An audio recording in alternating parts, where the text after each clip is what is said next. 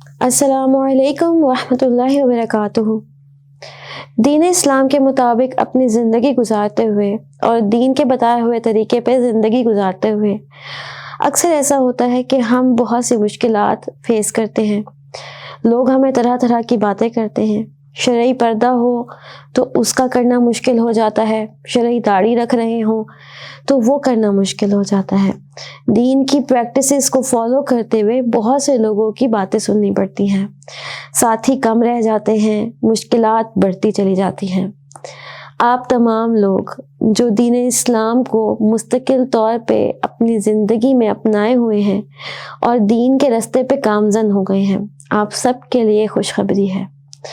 رسول اللہ صلی اللہ علیہ وسلم نے فرمایا، اسلام کا آغاز اجنبی کی حیثیت سے ہوا اور عنقریب یہ دوبارہ اجنبی کی حیثیت اختیار کر جائے گا، تو پھر خوشخبری ہے اجنبیوں کے لیے۔ تو دیکھیے کتنی عظیم خوشخبری ہے ان لوگوں کے لیے جو اس فتنوں کے دور میں صبر سے کام لیتے ہیں، دین اسلام کی پریکٹسز کو اپنی زندگی میں رائج رکھتے ہیں اور اپنی ان مشکلات میں اللہ کی طرف رجوع کرتے ہیں۔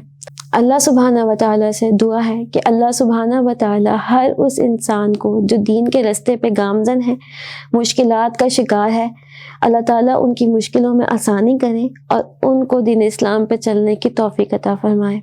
السلام علیکم ورحمۃ اللہ وبرکاتہ۔